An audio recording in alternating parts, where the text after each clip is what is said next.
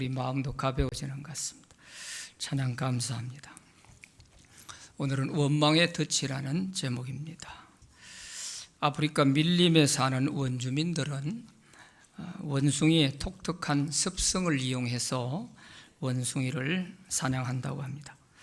우선 입구가 좁은 항아리에 원숭이가 좋아하는 견과류나 과일을 넣어놓고 그 항아리를 나무에 잘 묶어둡니다. 그러면 지나가던 원숭이가 항아리 안에 있는 과일 냄새를 맡고 항아리에 손을 넣고서 먹이를 쥐고 손을 빼려고 하면 손이 빠지질 않는 것입니다. 항아리의 입구가 겨우 손을 펴서 들어갈 수 있도록 좁게 만들어져 있기 때문이죠.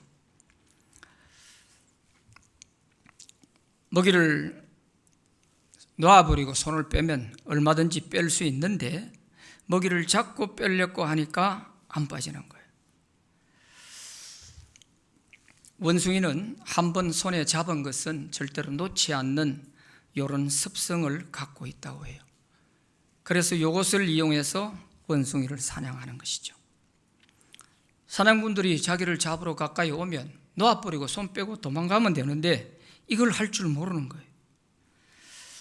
손에 쥔 먹이보다도 목숨이 더 중요한데도 손에 쥔 것을 놓을 줄 모르는 이 원숭이의 그 탐욕이 결국 죽음을 맞게 하는 것이죠.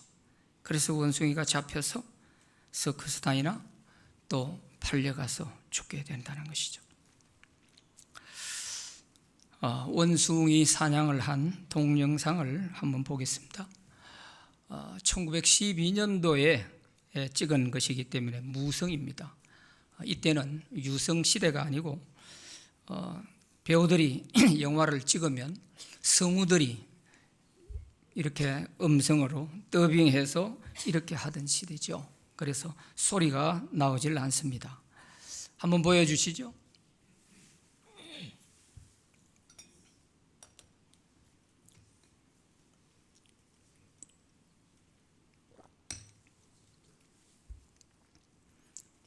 저렇게 항아리 입구가 좁은데 먹이를 넣습니다.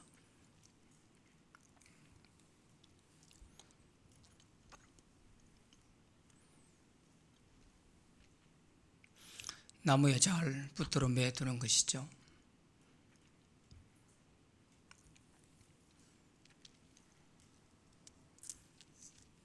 원숭이가 발견했습니다. 손을 집어넣습니다.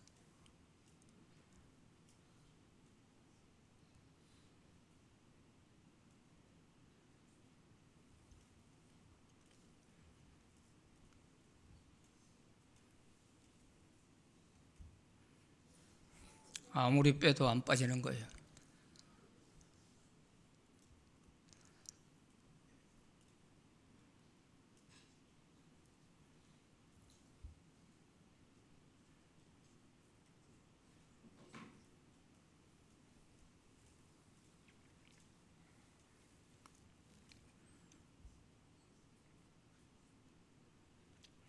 사냥꾼이 왔습니다.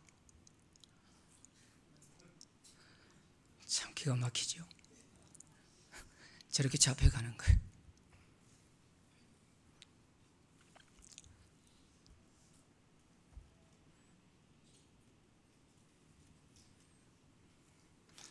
요즘은 동물 학대 때문에 이런 걸 찍을 수도 없고 이렇게 잡을 수도 없어요.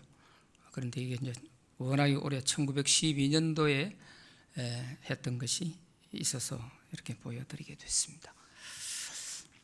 원숭이는 항아리 안에 있는 그 작은 먹이에 집착하다가 그걸 놓지 못해서 저런 덫에 걸려서 죽게 되었다면은 오늘 본문에 나오는 이스라엘 백성들은 원망이라고 하는 덫에 걸려가지고 결국 죽음을 맞이하게 되는 그 얘기가 오늘 본문에 나오는 것입니다.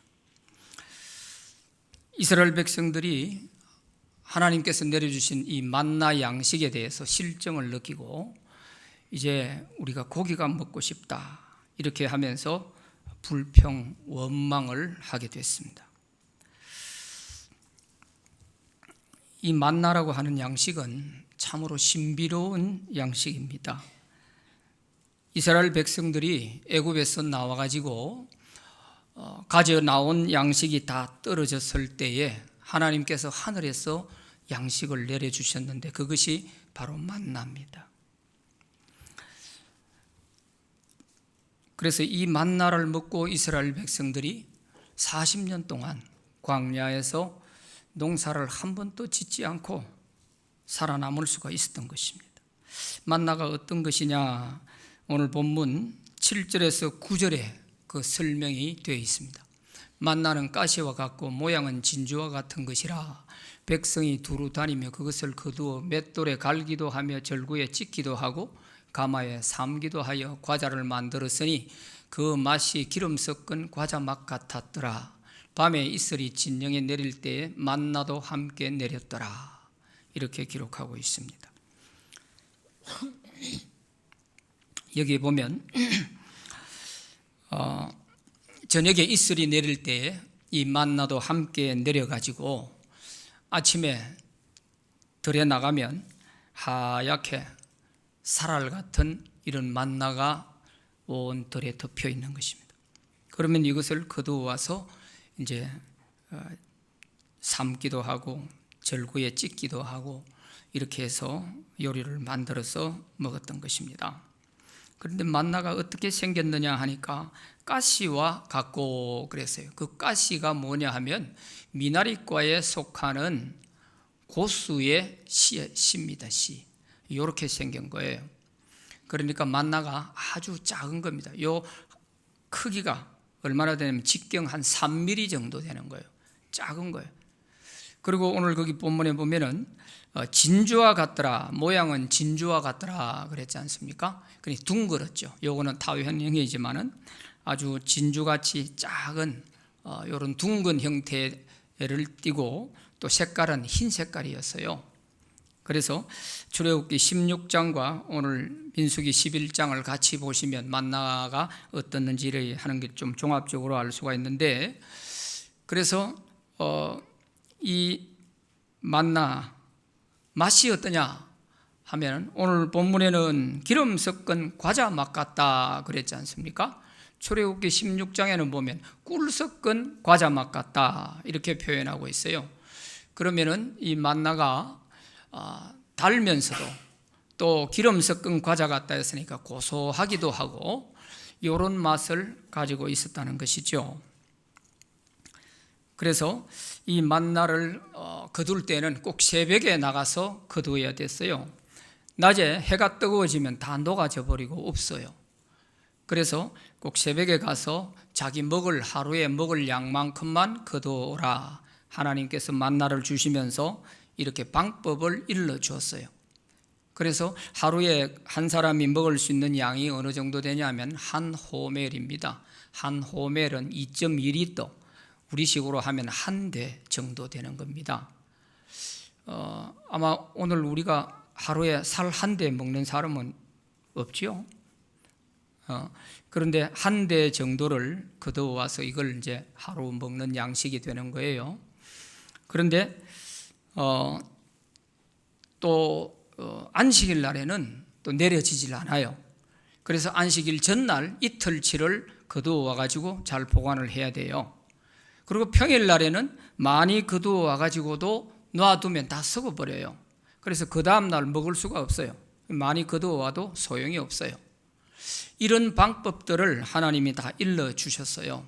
그런데 처음 보는 만나고 또 처음 이제 먹는 이스라엘 백성들의 입장에서는 모세가 그렇게 얘기를 하니까 하나님이 그렇게 말씀하셨다 하고 얘기해 주는데도 그게 믿어지질 않는 거죠. 그러니까 새벽에 가서 거두라 그랬는데 설마 뭐 낮에 가도 있겠지 하고 낮에 가보니까 없어. 그러면 그 사람은 그날 굶은 거예요. 한번 굶어 보니까 정신이 번쩍 들죠. 그러니까 그 다음 날에는 이제 새벽에 나가는 겁니다. 그래 하루치만 거두라 이랬는데 또 말을 안 듣는 청개구리 같은 사람이 있어요. 그러니까 하루치만 거둔 게 아니고 그 다음날 매일 나오라니까 귀찮으니까 많이 거두다가 갖다 놨어요. 그런데 그 다음날 먹으려고 보니까 다 썩어서 냄새가 나는 거예요. 못 먹겠는 거예요. 이렇게 하나하나 자기들이 몸으로 부딪히면서 하나님 말씀대로 안 하면 이거는 못 먹는 양식이구나, 이거를 배워나갔던 것입니다. 안식일 날이 돌아옵니다. 그래서 안식일 날 이틀치를 거두어나라 했는데 설마 내일 아침에도 가면 되겠지 이랬는데 없어요. 그러면 그 사람은 또 안식일 날 굶는 거죠. 한번 굶어보고 한 가지를 배우는 거예요. 이런 식으로 교육을 한 것이 바로 이 만나 양식이에요. 그래서 안식일 전날 이틀치를 거다가 잘 준비한 사람은 안식일 날 잘 먹게 되고, 또 안식일 전날 거두어 놓은 것은 안식일 날 썩지를 안 해요. 이 참 신기한 양식인 거예요. 똑같은 만나인데 말이죠. 그래서 이 만나는 정말 하나님 말씀대로 우리가 순종하지 않으면 먹을 수 없는 양식, 그게 바로 만나였어요. 그리고 이스라엘 백성들이 이 만나를 처음 보니까 너무 신기하고 이상한 거예요. 그래서 들여나가서 거두면서 이것이 무엇이냐, 이것이 무엇이냐 이렇게 얘기를 하다 보니까 그게 만나 이름이 되어버렸어요. 그래서 만나라고 하는 이 말은 아람어로 만후 하는 단어인데, 이 만후가 무슨 뜻이냐 하면 이것이 무엇이냐 그 뜻이에요. 이것이 무엇이냐, 이것이 무엇이냐 하다 보니까 이게 만나의 이름이 됐다니까요. 이 만나는 완전 식품이었어요. 그래서 이 만나를 40년 동안 이스라엘 백성들이 이 한 가지만 먹었는데도 영양실조가 된 사람이 하나도 없어요. 그러니까 얼마나 이 만나가 좋은 양식인지 하는 것이 증명된 거 아니에요. 이건 뭐 먹고 뭐 암이 걸렸다든가 이거 먹고 뭐 탈났다는 사람이 하나도 성경에는 나오질 않아요. 그만큼 좋은 양식이었어요. 그런데 이 한 가지만 계속 먹다 보니까 아마 실정을 느껴서 그랬는지 이제는 고기가 먹고 싶다 하면서 이스라엘 백성들이 원망을 하게 되는 것입니다. 예수님은 이 만나에 자기 자신을 비유해 가지고 나는 하늘에서 내려온 살아있는 떡이니 먹는 자는 영생하리라 하고 요한복음 6장 51절에서 말씀하셨어요. 그런데 이스라엘 백성들은 이 예수님을 싫어하여서 받아들이질 않고 거부했습니다. 그래서 그들은 모두 영생을 얻지 못하고 하나님의 심판을 받았습니다. 이처럼 구약 시대의 이스라엘 백성들도 하나님이 내려주신 이 만나를 하찮게 여기고 싫어했습니다. 애굽에서 노예로 있을 때 먹었던 고기가 먹고 싶다고 원망을 한 것입니다. 이렇게 좋은 완전식품 만나를 하찮게 여기고 싫어했다. 민수기 21장 5절에 보면 우리 마음이 이 하찮은 음식을 싫어하노라 이렇게 이스라엘 백성들이 원망하고 있어요. 이 하찮은 음식을, 참 기가 막히죠. 아마 이 말을 하는 그날 아침에도 하나님이 주신 이 만나를 그들은 먹었을 것입니다. 그런데도 이 하찮은 음식, 아주 별 볼 일 없는, 요즘식의 용어를 쓴다면 정크푸드 정도로 생각했는지 몰라요. 하나님이 주시는 입장에서 이런 이야기를 들었을 때 하나님이 어떤 마음이 드시겠어요?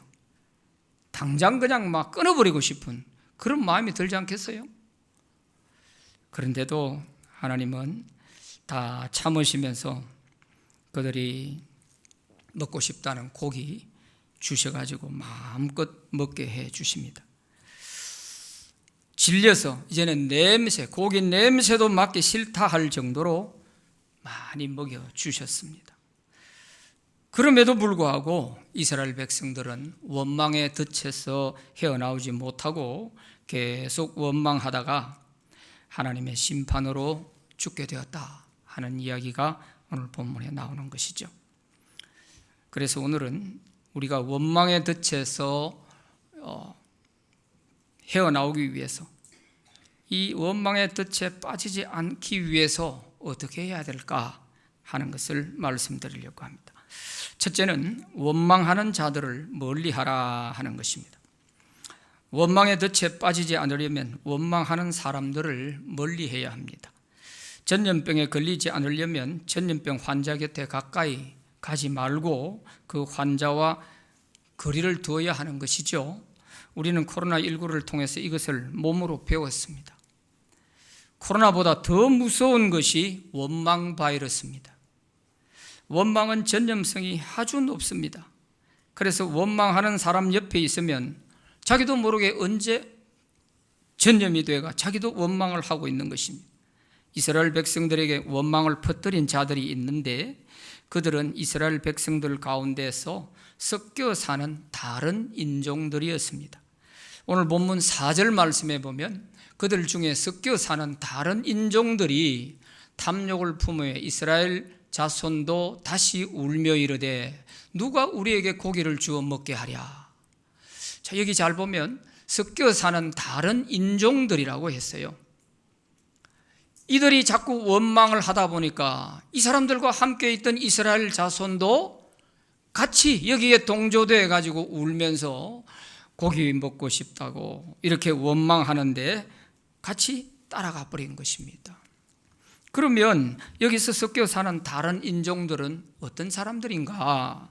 이 사람들은 이스라엘 백성들이 애굽에서 나올 때에 함께 따라 나왔던 이방인들입니다.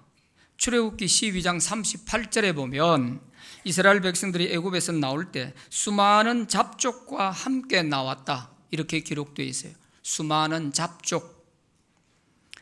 이 잡족은 혼합된 여러 이방인들입니다. 아마도 이들은 이스라엘 사람들과 오랫동안 가까이 지낸 사람들일 것입니다. 당시에 이집트에는 나일강을 중심으로 해서 물이 풍부하고 삼각주 지역으로 이루어져 있기 때문에 농사가 잘 되고 이러니까 세계 각처에서 여러 소수민족들이 이쪽으로 많이 몰려들었어요. 그래서 소수민족들이 많이 모여 살고 있다 보니까 그 중에 이스라엘 백성들도 소수민족 중에 하나지요. 그러다 보니까 이스라엘 백성들이 나올 때 그들과 함께 가까이에 살던 이런 이방인들이 함께 따라 나왔던 것입니다. 그런데 이 사람들은 이스라엘 백성들과 다른 인종이라고 그랬어요. 그래서 소수민족이 이렇게 인종은 다를 수가 있겠죠. 그러나 이들은 어디까지나 이집트를 이스라엘 백성들이 떠난다고 할 때에 같이 가까이 살았으니까 물어봤을 거 아니에요. 당신들 어디 가려고 그러는 것이냐? 그러니까 이스라엘 사람들이 우리는 저 모세가 그러는데 하나님께서 가나안 땅을 주신다고 해서 그리로 가려고 하는 거야.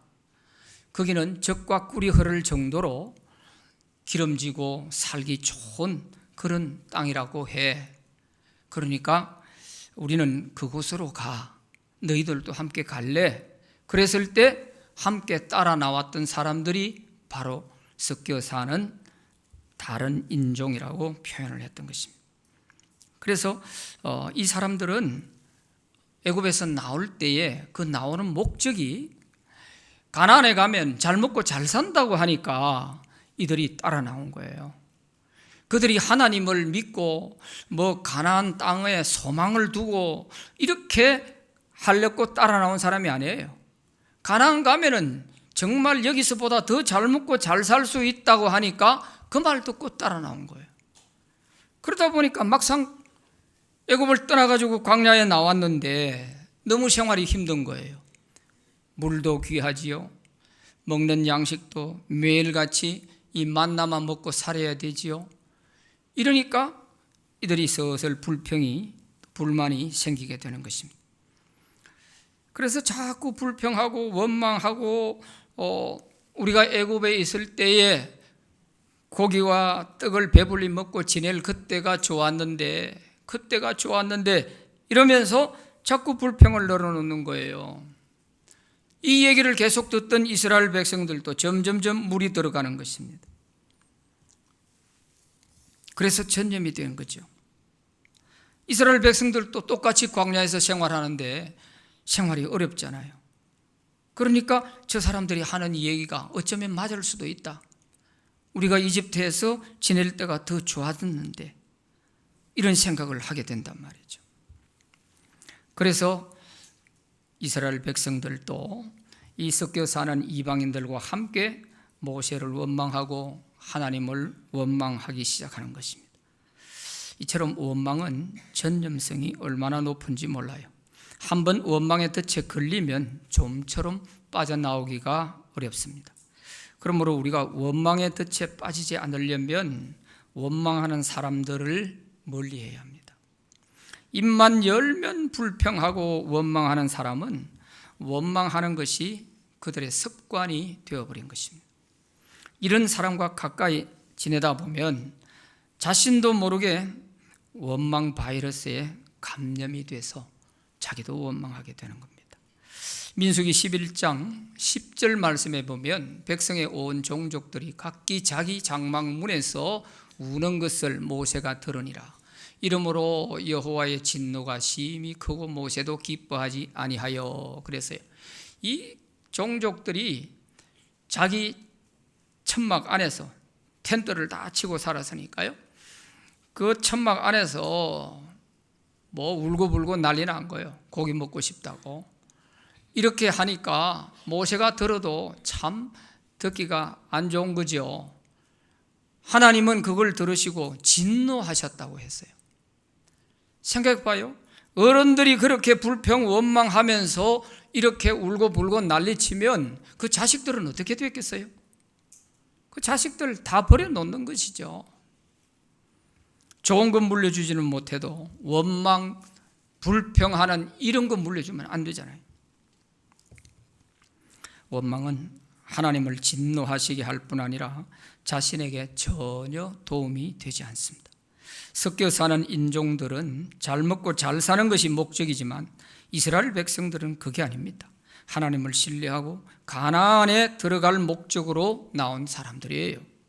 그러므로 이스라엘 백성들과 함께 섞여 살고는 있지만은 이들은 삶의 목적과 방향이 전혀 다른 인종들입니다.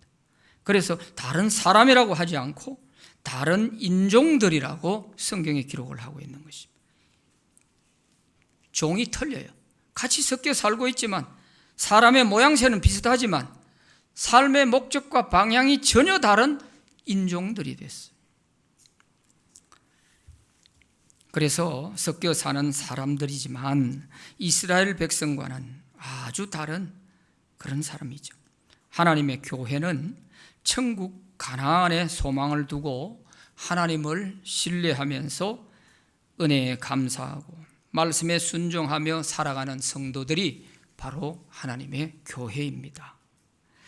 그런데 교회에도 섞여 사는 다른 자들이 있습니다.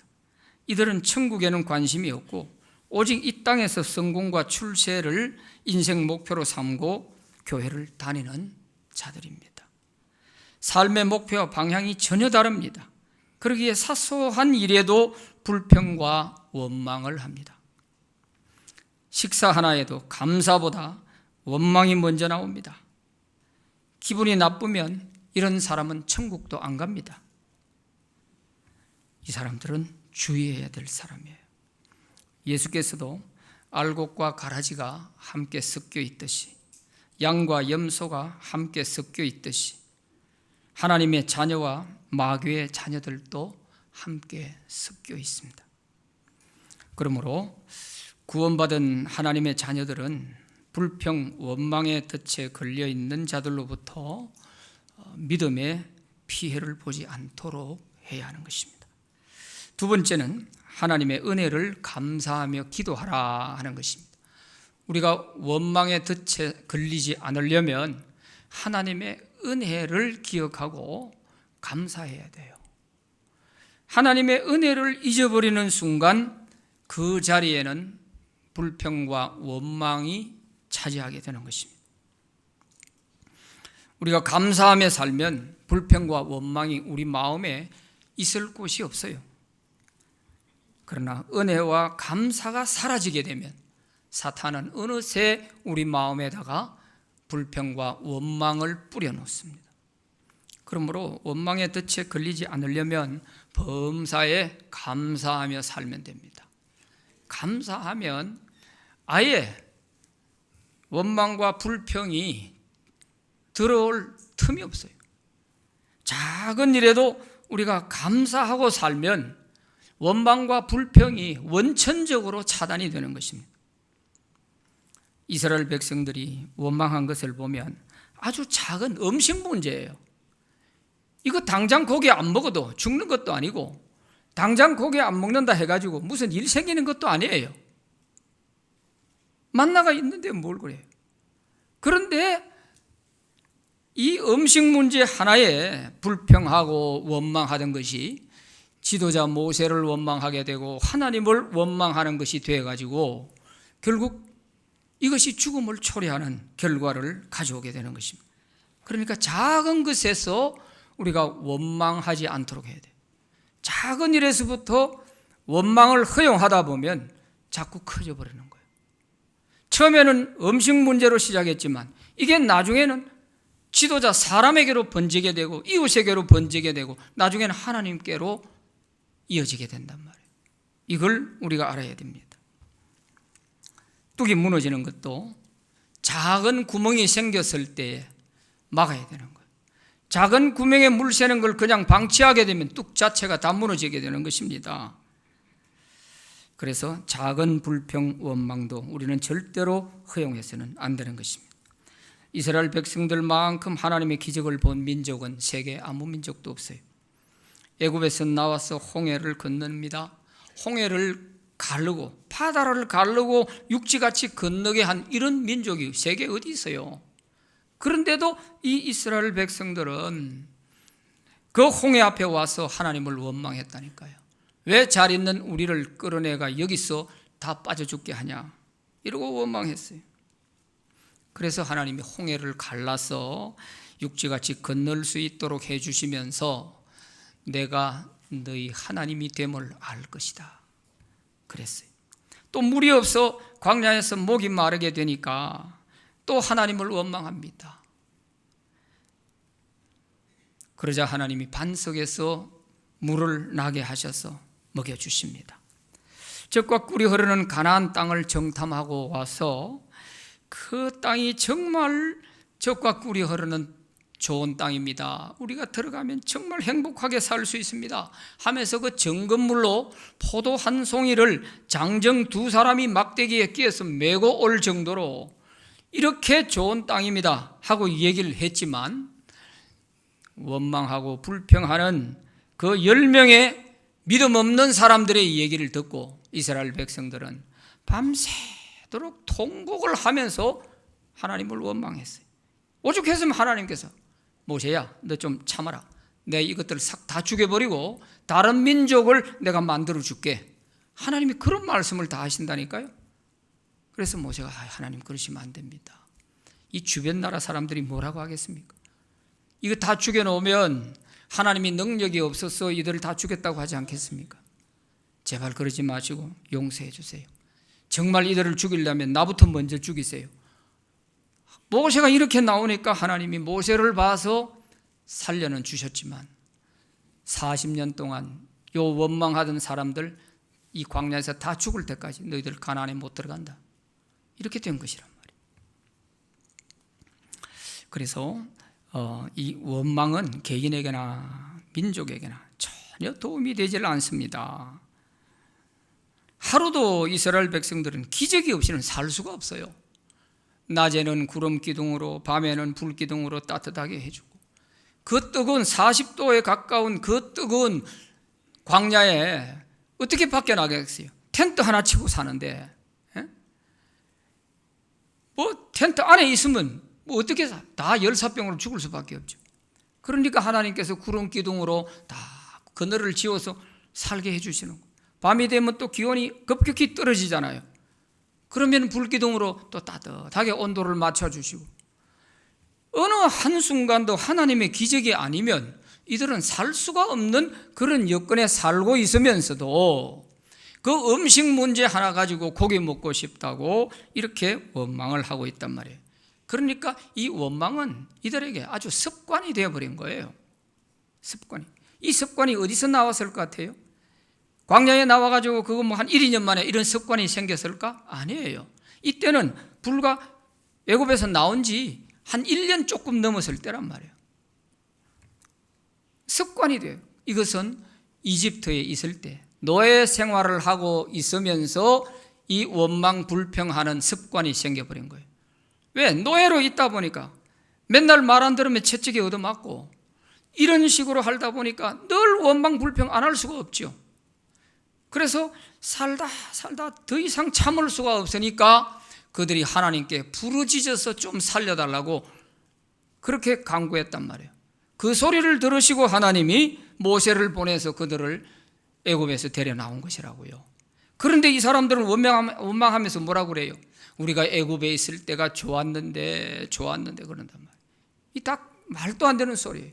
자기들이 못 살겠다 해가 살려달라 해서 살려주었더니 지금 이러고 있다고요. 그러니까 원망과 불평이 습관이 되어버리면 안 되는 거예요. 브라이언 트레이시라고 하는 세계적으로 자기 개발의 1인자인 브라이언 트레이시 교수님이 100만 불짜리 습관이라고 하는 책을 냈는데 그 책에 이런 말을 하고 있어요. 당신의 생각과 느낌과 말과 행동과 성취는 모두 다 당신의 습관에서 나온 것이다. 95%가 당신의 습관이 만들어낸 것이다. 그렇게 말을 했어요. 습관이 이렇게 중요한 거예요. 습관이 그 사람의 운명을 좌우했다는 뜻입니다. 오늘 이스라엘 백성들이 원망하는 걸 한번 보세요. 4절, 6절 말씀해 보면 누가 우리에게 고기를 주어 먹게 하랴.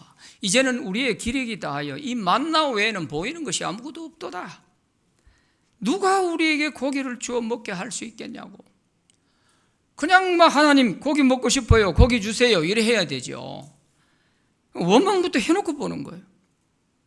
출애굽기 16장 2절 3절 말씀해 보면 이 원망하는 백성들 이렇게 표현하고 있어요. 이스라엘 자손 온 회중이 그 광야에서 모세와 아론을 원망하여 이르되 우리가 애굽 땅에서 고기 가마 곁에 앉아 있던 때와 떡을 배불리 먹던 때에 여호와의 손에 죽었더라면 좋았을 것을 너희가 이 광야로 우리를 인도해내어 이 온 회중이 줄여 죽게 하는도다. 이렇게 원망하고 있어요. 우리가 애굽에 있을 때 고기 가마 곁에서 떡과 고기 배불리 먹고 할 그때가 좋았는데 그때 하나님 손에 차라리 우리가 죽었으면 좋았을 것을. 이게 도대체 있을 수 있는 말입니까? 이게 말이 안 되는 얘기예요. 어떻게 자기가 애굽에 있을 때 이렇게 좋게 지냈어요? 그저 노예로서 어느 날 하루도 채찍에 안 맞으면 무사히 넘어가기가 어려운 그런 조건에서 살다가 견디지 못해서 살려달라고 외쳐놓고 이제 자유인이 돼서 광야에 데려 나오니까 좀 힘든다고, 그것도 다른 힘든 것도 아니고 고기 먹고 싶다고, 이거 하나 가지고 이렇게 완전히 옛날 애굽 시절까지 소환해서 이렇게 원망하고 불평을 한다. 이게 도대체 있을 수가 없는 일이잖아요. 하나님 편에서 한번 생각해 보세요. 이 백성들 어떻게 하면 좋겠어요? 다시 막 그냥 애굽으로 다 돌려보내버릴까? 이런 생각 안 들겠어요? 그래도 하나님은 다 꾹 참으시고 그들의 요구를 다 들어주십니다. 그래서 고기 먹고 싶다니까 메추라기를 보내줘서 고기를 실컷 먹게 만들어 주시는 거예요.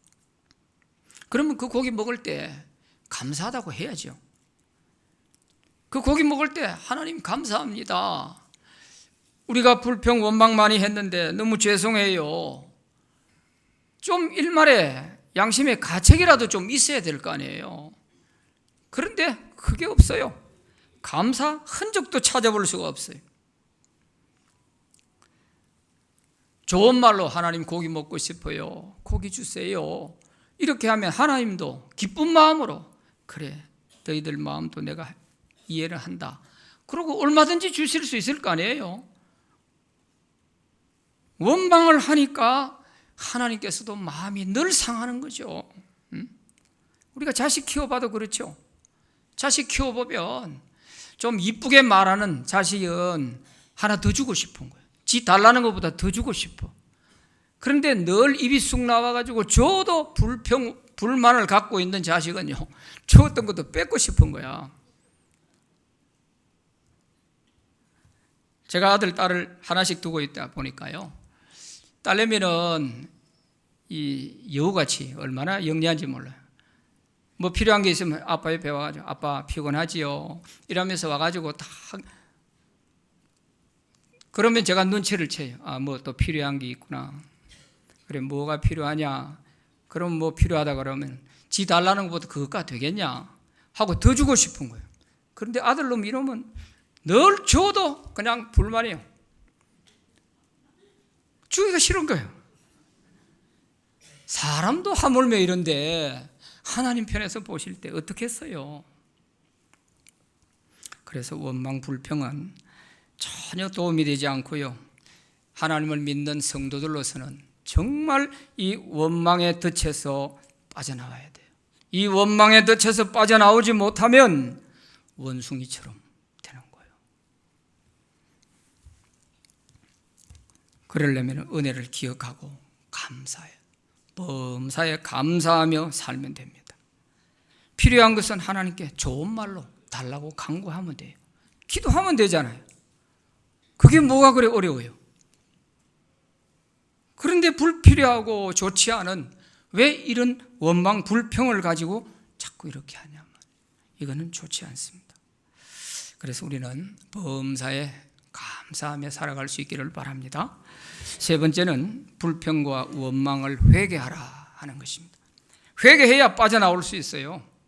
원망과 불평이 죄인 줄도 모르고 계속 그것 붙들고 있으면 원숭이처럼 되는 거예요. 이 덫에 걸리면 그렇게 된단 말이에요. 그래서 빠져나오려면 회개하고 빠져나오면 되지요. 우리가 믿음이 약해지면 누구든지 불평과 원망을 할 수가 있습니다. 불평과 원망은 성력이 따로 없어요. 잘못된 걸 깨닫고 회개하면 하나님은 용서해 주세요. 7번씩 70번이라 할지라도 하나님은 용서하시는 것입니다. 그런데 이스라엘 백성들은 회개하지 않았습니다. 그래서 하나님의 진노를 피하지 못했습니다. 하나님은 원망하는 이스라엘 백성들에게 메추라기를 많이 보내주셔서 원대로 먹게 해주셨어요. 그것도 한 달 동안 원대로 먹여주시고 이제는 냄새마저도 맡기 싫을 정도로 질려버릴 정도로 먹여주셨어요. 자, 민수기 오늘 본문 11장 20절 같이 읽어봅니다. 시작.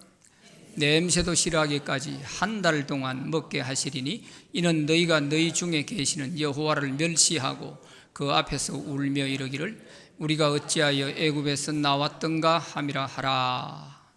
냄새도 싫어할 정도로 이렇게 먹여주셨어요. 그런데 원망하는 것 때문에 하나님을 멸시했다. 우리가 왜 애굽에서 나왔나? 이것은 우리 애굽에 잘 있는데 왜 하나님이 여기 우리를 끌고 나와서 생고생을 시키냐 이 말 아니에요. 자기들이 잘 있어서 그랬습니까? 아니잖아요. 그래서 원망이 잘못됐다는 것을 알았으면 빨리 회개하고 여기서 빠져나오면 돼요. 31절에 보면 하나님께서 메추라기를 보내주시는데 얼마나 많이 보내주셨던지 이틀 동안 이스라엘 백성들이 나가서 거두었어요. 이틀 동안. 제일 적게 거둔 사람이 거기 보면 10호멜이라고 그랬어요. 10호멜. 32절에 보면 10호멜. 가장 작게 거둔 사람이 그래요. 여기 한 호멜은 220리터입니다. 그러니까 10호멜은 우리식으로 표현하면 120말이라고 그래요. 120말. 어마어마한 양이잖아요. 그러니까 이거 어떻게 해? 냉장고가 있는 시대도 아닌데 그 생물을 보관할 수가 없잖아요. 그러니까 이 사람들은 자기 먹을 만큼 먹고 나머지는 말려서 육포를 만드는 거예요. 그 32절에 보면 진영 사면에 펴 두어서 말렸다는 거예요. 펴 두었더라. 이렇게 두고 질릴 정도로 고기를 먹게끔 하나님 만들어 주셨단 말이죠. 그러면 그 고기를 구워 먹을 때마다 하나님께 감사하고, 하나님 정말 우리가 하나님 너무 심하게 원망한 거 용서해 주세요 이러면서 좀 양심의 가책을 느끼고 회개의 흔적이 있어야 될 거 아니에요. 그런데 회개가 없어요. 일말의 양심의 가책도 없어요. 오히려 그 고기를 구워 먹으면서도 또 다른 원망을 했는지 몰라요. 왜냐하면 이들이 고기를 구워 먹는 가운데 갑자기 하나님께서 진노하셔서 그들을 큰 심한 징계로 치셨다, 그렇게 33절에서 말씀하고 있잖아요. 심히 큰 재앙으로 치셨다. 그래서 많은 사람이 죽은 거예요. 고기를 먹고 있는데 왜 하나님이 갑자기 그렇게 그 사람들을 죽일 정도로 그렇게 노하셨을까? 그것은 그 고기를 먹으면서 또 다른 원망 불평을 했는지 몰라요. 33절 34절 시작. 형제들아 서로 원망하지 말라. 그리하여야 하시오.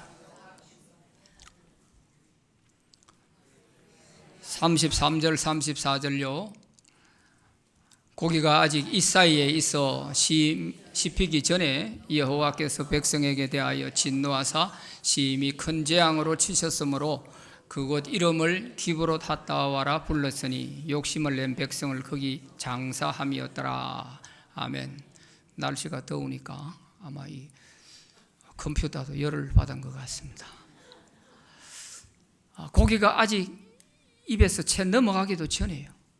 하나님이 진노하셔서 큰 재앙으로 치셨다, 이렇게만 되어 있어요. 그리고 그 사람들, 욕심을 낸 그 원망하던 자들을 거기 장사했다, 이렇게만 되어 있는데 이때 죽은 사람이 얼마가 될지 그거는 숫자가 안 나와 있어서 모르지요. 그런데 이것을 현대인의 성경에 보면은 이걸 이렇게 표현했어요. 여호와께서 노하셔서 무서운 재앙으로 그들을 수없이 죽이셨다, 이렇게 되어 있어요. 수없이 죽이셨다. 이때 죽은 사람이 엄청 많았다는 거예요.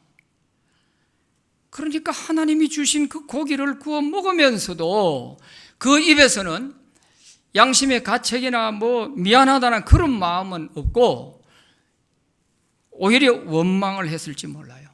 아마 제 생각에는 그래요. 역시 자꾸 원망은 해야 먹을 게 나와. 가만히 있으면 아무것도 없어. 자꾸 떠들어대고 소리 지르고 해야 고기 하나 얻어먹어. 아마 이런 못된 소리 했는지 모르겠어요. 하나님이 왜 그거 먹여주시고 먹고 있는데 갑자기 그렇게 죽이기까지 하시겠냔 말이에요.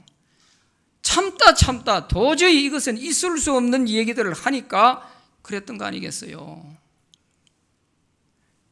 채 넘어가기도 전에 입안에 집어서 씹고 있을 때 그런 일이 벌어졌어요.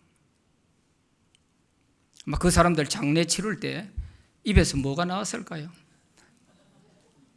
참 우습잖아요. 오늘 우리도 이 원망의 덫에서 빠져나오지 못하면 아마 우리의 마지막 모습도 이렇게 부끄러운 모습이 될지 몰라요. 원망 불평하다가 마지막에 눈 감을지 몰라.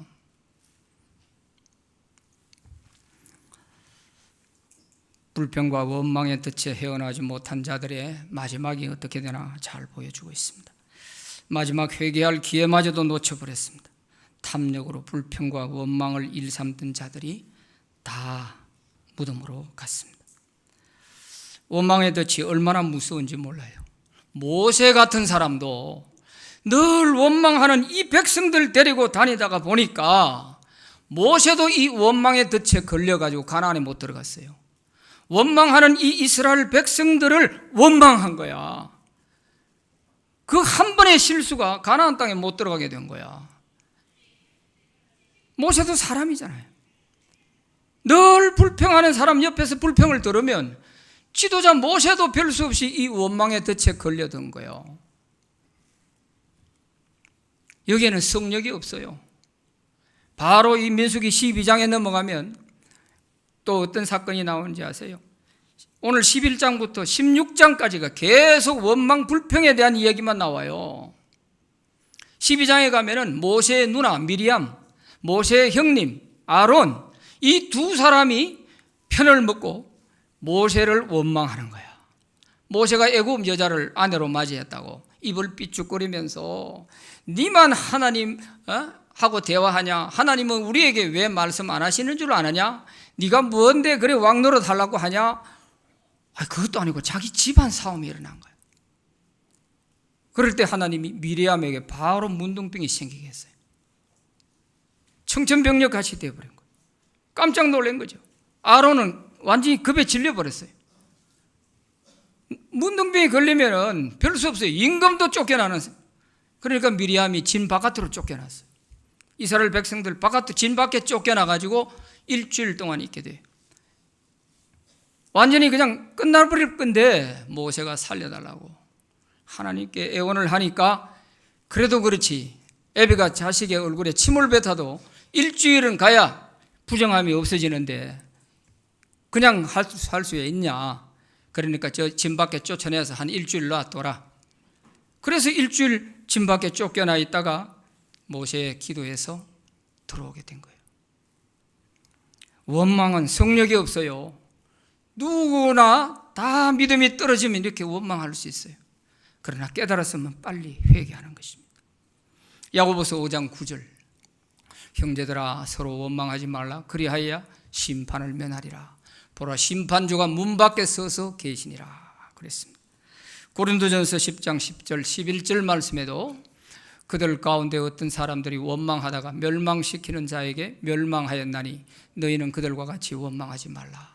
그들에게 일어난 이런 일은 본보기가 되고 또한 말세를 만난 우리를 깨우치기 위하여 기록되었느니라. 오늘 이 성경이 기록돼서 우리 손에 들려진 것은 말세를 만난 우리가 원망하다가 이 사람들처럼 똑같은 길 가지 않도록 하기 위해서 본보기가 되라고 성경에 기록해 놨다는 것입니다. 오늘 이 말씀이 남의 얘기처럼 들리면 곤란합니다. 그러되면 아직도 내가 원망에 덫에서 빠져나올 의사가 없다는 뜻이에요. 그러면 내 최후는 어떻게 되겠어요? 이제 우리는 사탄이 쳐놓은 원망의 덫에 걸리지 않도록 하나님의 은혜에 늘 감사하고 또 범사에 감사하며 살아가는 저와 여러분이 되시기를 바랍니다. 하나님 아버지 감사합니다. 우리는 하루도 하나님이 우리에게 생명 주시고 건강 주시고 가정을 주시고 모든 여건을 주지 않으시면 오늘 하루도 살아갈 수 없는 우리들입니다.